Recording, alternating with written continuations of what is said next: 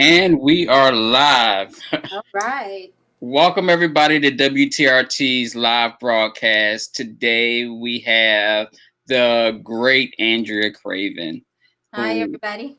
we are honored to welcome into the studio.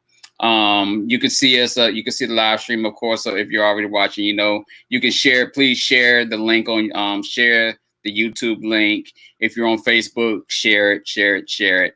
Um, and so we can get as many eyes on as possible. Um, we're going to go ahead and jump into our conversation with Miss Craven. Andrew, could you tell us a little bit about your role in the film industry? Sure. I'm a casting director slash extras casting director.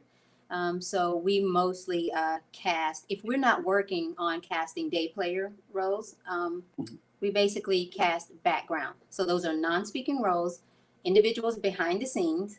Um, Sometimes they get upgraded or they're featured.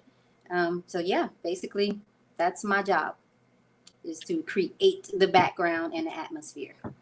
Awesome. So we know you came from Winston-Salem State University, I an do. HBCU, one of our Savannah State sister schools. Let's go back to young Miss Craven. Not that you're not still young, of course, but let's go back to Andrea walking across the graduation stage, and we've finished our process in the higher education world, and it's time to go to work.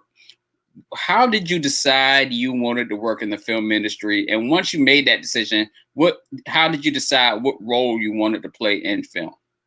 Well, well, it was really untraditional because I was working a day job. So I was working in a human resources department, and I was actually going to school for theater. And I had transferred from a college called Gifford College, a private college, into Winston-Salem State. Mm-hmm. So I was basically in theater, and of course we're doing all of these shows. And what how casting came about as a word and mentioned to me over the process of the years. Um, One particular evening, I'm sitting with the professor, and we're selecting someone for this particular theater show that we're doing. And him and I were going back and forth. No, I like her. No, he likes her. I like her simply because of this. And he said to me right then, "Have you ever considered casting?" So at that point, I said no, because I'll be in New York and I'll be acting.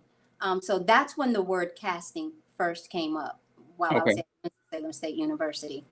Um, you know, I actually came to Atlanta to be nosy. So while I was, just to be honest, to be nosy, while I was at work, I worked in human resources. I was at my computer and I saw where so many people were migrating to Atlanta. And I said, well, let me see what this is about, because I'm stuck on New York, right? So I Um, look there and I see, I used to wear, well, I still do, black glasses. And I also wore a fedora from time to time. So I see a casting call that comes up, and that's who I work with, this guy named Bill Marinella. And I felt like, oh, okay, well, I'm going to go see what this is about. He had the black glasses on, fedora. I felt comfortable. Can't, in between my studies and just working a job, I took some time off, came down, ran into Bill Marinella, and had conversations with him, got to see what was happening here. So before I could actually graduate or walk across the screen, I actually had a position here, just sort of working. I wouldn't really call it an intern, because they did pay us, just a little bit, mhm. but it's kind of interesting and unorthodox, because that was my first introduction to casting. I just sort of left one day and came to Atlanta, ran into him, went back, finished my studies, and realized after that I was going to have to take studies online, because ran into one of his assistants, which did the work that I do. And she said, well, later on, we're going to have a lot. This was over a period of time. She said, we're going to have a lot of shows coming in. I'm going to be looking for help. And so I said, whatever happens for me, I'm just going to jump into it, because I know I want to be in Atlanta. I know I'm probably going to be acting. And that part of my life happened for me a couple of months later. that individual that worked with Bill ended up calling, and she began building a team, which is what I do as well. And I jumped out and took a chance. And with jumping out and taking that chance, I still took classes though. I was full time online. So I moved everything that I could to online. So there was, it was just there was really no path, no one I could call. I just took a chance and I jumped. Awesome. Um, Talk a little bit about, I mean, and you kind of we can kind of see through your conversation that you had challenges, but kind of detail some of the challenges that you faced early on in the industry, and what challenges do you kind of face today now with your day to day? Well, if we're discussing challenges, that's kind of broad. Well, before I jumped, I did devise a plan because I felt that I would be here, and I knew that the work wouldn't always be constant. So Hmm. I knew that. So I knew that if I didn't venture or pick up the job in casting, then I still could rely on my acting ability. So for me, it was basically understanding that I wouldn't be employed all the time. So if I'm not going to consistently be employed, what do I do in that downtime? So that right there for me in the beginning, that was my biggest challenge, was knowing how to stay afloat, if that makes sense, Right. financially, if Right. that makes Right. Of sense. course. Of course. Because I had a family. Well, I have a family, and my husband was still in North Carolina, and I was here.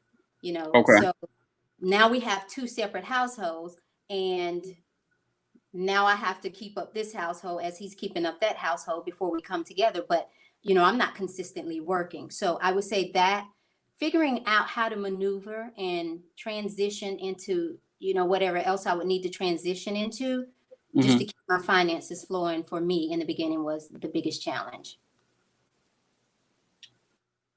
So as you get into it, what was your first real success job? Like, hey, I'm winning at this. This is going to be the career. Ooh, okay. Well, the biggest probably would have been the fourth job that I embarked upon, and that would have been with Tyler Perry Studios.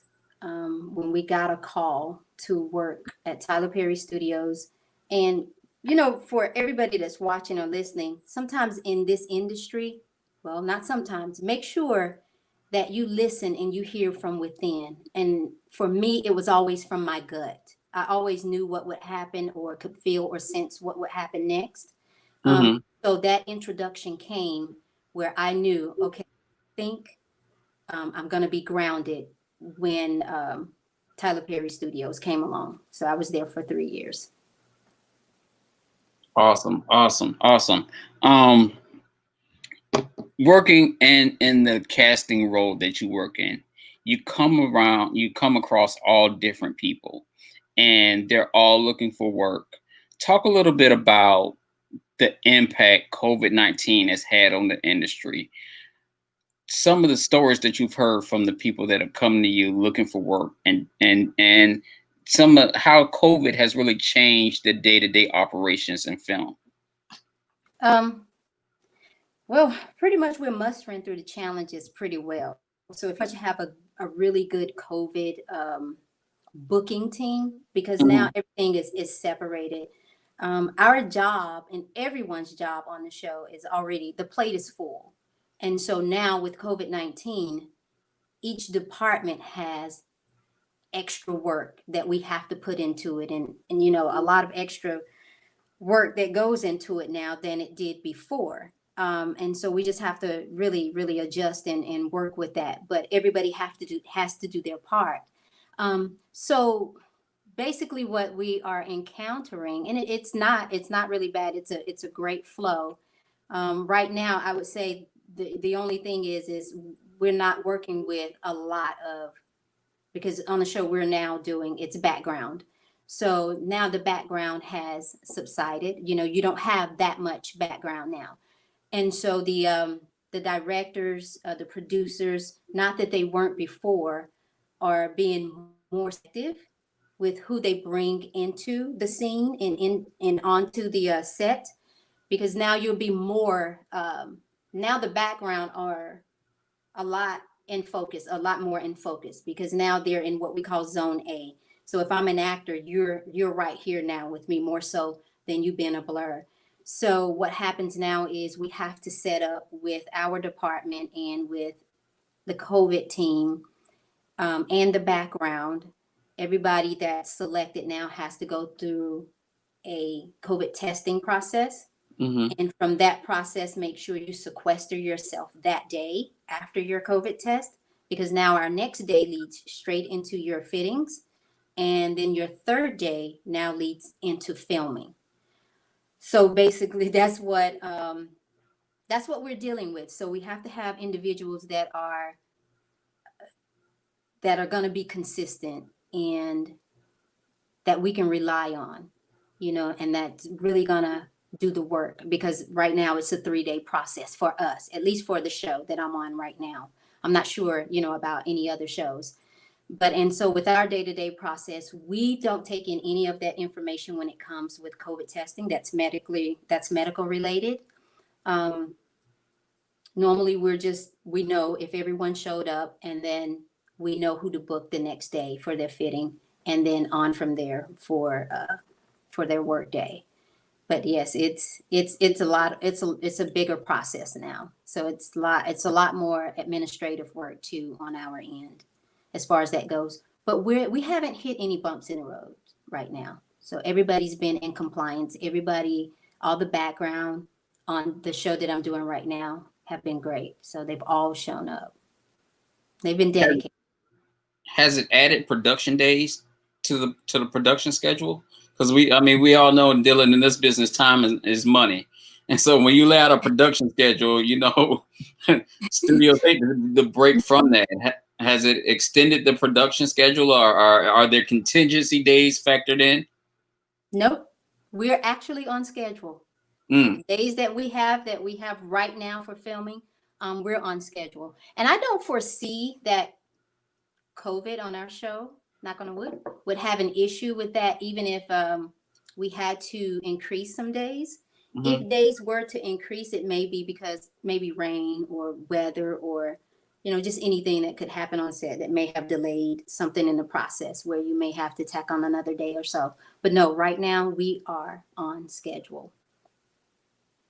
Andrea, talk a little bit about. We all know that the way the industry goes and the way it's set up is project to project.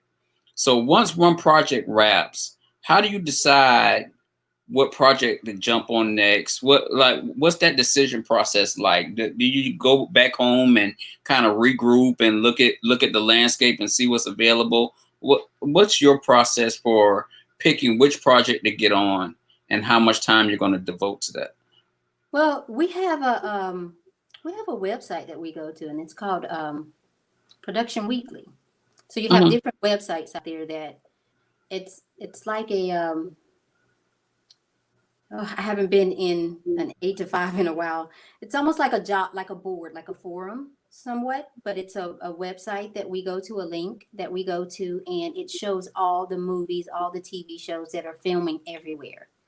And so that's how we come about our jobs or our shows. We go there, we look at what it is that we might want to do next, something that connects with us. We look to see if there's any producers or directors or assistant directors, if they're listed there, that we've worked with. And it's almost like any other job. We'll put in our resume for it, and we just hope that we get an interview. So it's like having a kind of interviewing for like a 9 to 5. And so once we put our resume out there to these different shows, either we get a call for an interview or we don't. But most of the time, you do, or we will, because there's a lot of shows. If you were able to see that Production Weekly, and there's another website, I think it's called Production Bulletin. I may be not correct there, but they list a lot of shows there as well. And I've been fortunate enough from time to time that I've had production call me based off of recommendation or work that I've done. So I've been referred. And so that's the process. So, yeah. And for everybody listening, you're listening to Andrea Craven. We're talking about film and the industry as a whole. And we're just getting all in her business. All in my um, business. all in your business. So if you're watching, like, share the link. If you're on YouTube, if you're on social media, make sure you share. Right. Share this on social media as well. Let's get back in Andrea's business for a second. Yeah, come on. Andrea, we all know that film industry is all consuming and it will drain you. Mhm. What's like work life balance? Like, do you get me time? Do you get to go kick your feet up and hang out at the beach, or go and just take a half a day and just go walk in the park or something? Like, what's the work life balance like, working, being so engulfed in the film industry? Ooh, it's you definitely have to be able to work out a balance with your life. You have to, it's time management. You really have to factor in time. You have to manage it well. In the beginning, when I first started, just like anybody else would do, you're trying to build your resume. Mm, And I pretty much wouldn't take a lot of time. So fortunately, before I got in the industry, because this is very important for individuals who's going to start a family or who are already in relationships, I had to make sure before with my husband that he was the type that understood the work that I do. I'm gonna be gone. I'm not gonna be home. It's gonna be times I may come in and you want some time, and I'm being honest. I may be too tired, or I may just be so engulfed with what happened today and what's gonna happen tomorrow. Because the work I do, it needs to be done. Whatever I have to have for next week, it should have been done Monday of this week, if that makes sense. right. So I'm constantly, not only is my body constantly moving, my brain is constantly going each and every day. And then I have to factor in the fact that when I have a team, I have to stay on, this individual, that individual, making sure, why you're not here yet, or make sure you're standing in contact with me. And I have to make sure that they're on top of the work that I've given them to do, so that we don't fall behind, or a lot of things just don't get mixed up in the workload for that day. Right. So for me, life balance, how I manage that or begin to manage it was once my name began to circulate, and so I began to become a little more experienced. um, I really take advantage of the downtime. So, say like the show that we're working now, and I'm away from home, we've already, put out our resumes for other shows. We've already contacted other individuals. So that gives me time that once I'm home, if no one has called as, right then for us to start up again, I Hmm. take a break. I close the laptop and I definitely spend time with my family. So, yeah, that comes first. No cell phones. I just put everything down, because once I sign a contract and I sign my name on that dotted line for a show, my husband knows, my family knows I'm sold for that moment to that contract and that show. And I have to give my undivided attention. It's just really important that you give your undivided attention, because there's so many things that are going on, when you're working. Um, and at that moment, the show, the script, the life of what I do, that sort of becomes my Bible. So I have to really put my time, my energy, and everything into that. But when I'm off, I'm off. If nothing else is happening, we take full advantage. I take full advantage of that time. I think for maybe a week or so, I'll sleep and I'll meditate. So I bring all of, I just renew myself, renew my Hmm. energy. And in between that time, I get foot massages and, foot rubs. And I've had my husband on my payroll, before COVID hit, me and Uh-huh. my team were doing 3 shows at the same time. So can you imagine? You got half of the background here, you got some here, you got some there. We got so many emails coming in and out. I'm in the bed, Like I never sleep when I'm doing a show, really. I never sleep. So I got these 3 different shows I'm doing. She may not be in on time. I need you to do this and that. So I had to put him on my personal payroll so that when I got home, I definitely had to have like a massage, my feet massage, my head massage while I'm still sitting there working.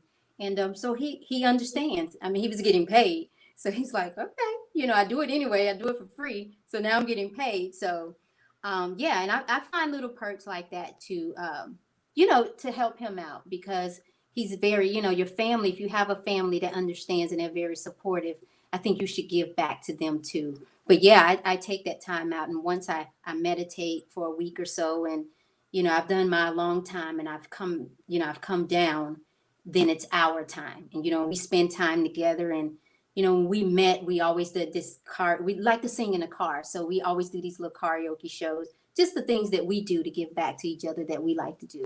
But yeah, that's my work-life balance. And you have to have it.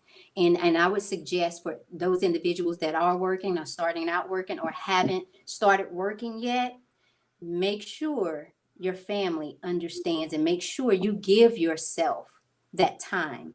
Um, to understand what you're getting to in the industry before you get into it and make sure you're going to have a work-life balance for yourself and for your family. And when you're off, make sure you're off and you spend that time with your family because when you're on, believe me, you're definitely on and the days change. The workload can change, anything can change at just the snap of a finger in the industry. So you want to be ready, you want to be well rested and just have that balance in your life. Cool. Like I said, guys, like, share on social media or YouTube, whatever you're watching the live stream on. We have a couple of comments, and a couple of questions. So, of course, our old friend Kareem McMichael is watching on Facebook, came in and says hello. Kareem, can I say something to Kareem? You can say something to Kareem. He's listening. Check your email about tomorrow. I haven't had a response from you yet. You'll know what it's about. I posted on the private page about what we're doing tomorrow. So I need you to respond with the time. Yeah, he'll be with us tomorrow. Cool. There we go.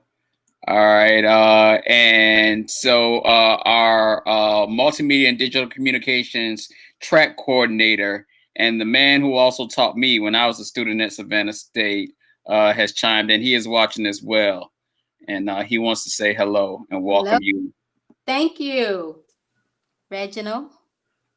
JMC Great, one of our alumni working down in Dade County, Miami. Dean Chambers wants to know, do you have your own business on the side? So how does that work? Do you when you want to do your own projects and some of your own things, how does that work with working with the company and the team that you work with? Yeah, I do. I have done, there's a movie that was out called A Question of Faith. I did that on my own. So yes, I take on a few things on my own. A lot of times, it depends on how big the show is. If it's kind of hard to explain. I get a lot of people ask me, am I ever going to open my own extras casting company or casting company? Right now, no. Bill and I work together great as a team.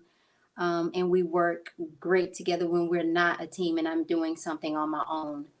So kind of yes and no. It just depends on how big the show is. And sometimes I've had shows that call me and said that I was referred, but I'll also include Bill. So it's sort of like a partnership because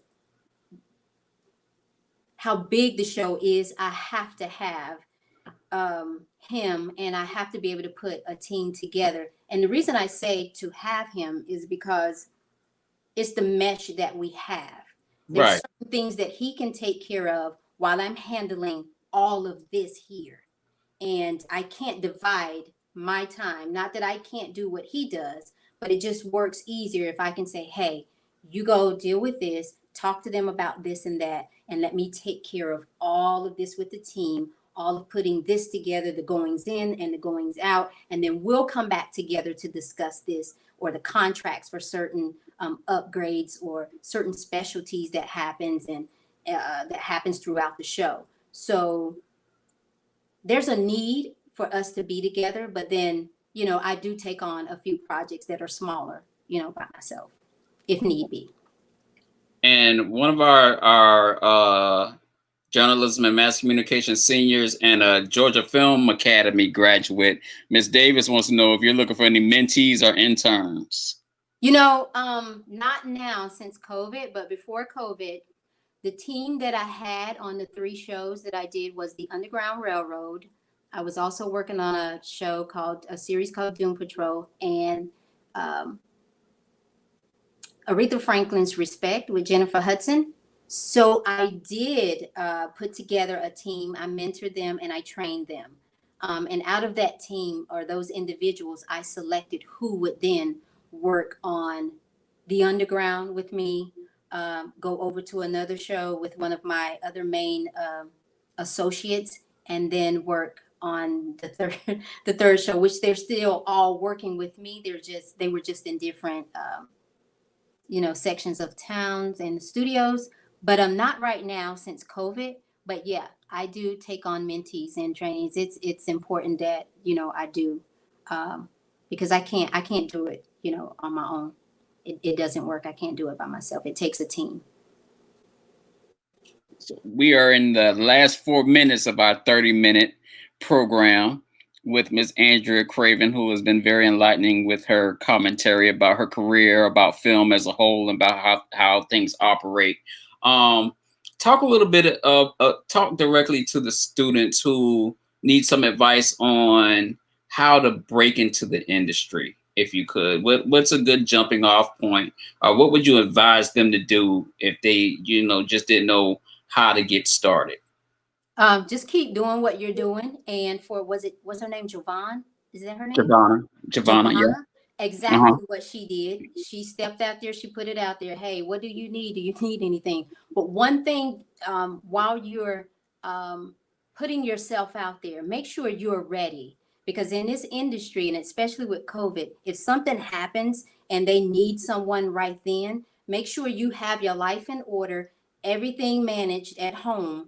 Because if someone calls you, you're going to have to go and you're going to have to be ready at that moment. If not, and sometimes you turn it down, we may not really look to you for the next job. You know, we're going to look for somebody that's more consistent in what they really want to do in that capacity. So just basically what she's doing, just keep doing what you're doing. Stay in school. If you're in school right now, keep seeking, I don't know if it's casting directors or production or PAs that you want to work with, email them. You know, I get emails all the time, and I've went back and looked through those emails and their resumes, and I've given them a call, which was some of the girls that I had that worked with me on my last 3 shows. So make sure you just put yourself out there, but make sure that if someone calls you, that you are ready and you're just not putting, you know, yourself out there or your resume out there, you know, for the fun of it. Because if I call you and you send me something and I'm ready to mentor you and train you,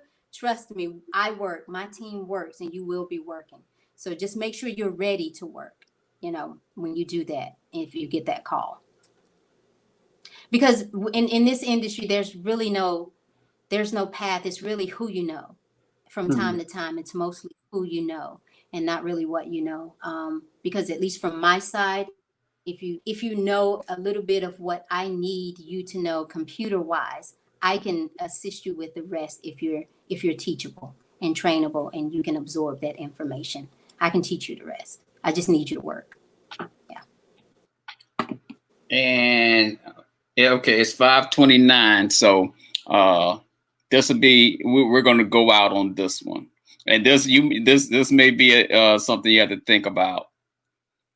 What is the most rewarding thing that you get from your role in film? What is the give back that keeps you going at it? Helping everybody pursue their dreams, the background, because I know background, whether it's background or day player roles, everybody's after that dream. and to be able to be the person that helped assist them with that vision and see them get there. Yeah, that's what I love.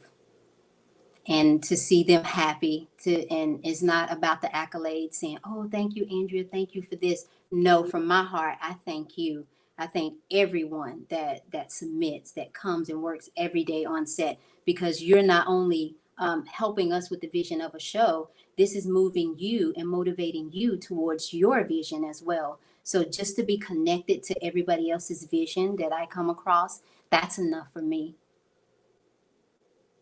Awesome, awesome, awesome. Andrea, I can't thank you enough for your time, for doing this show with us today.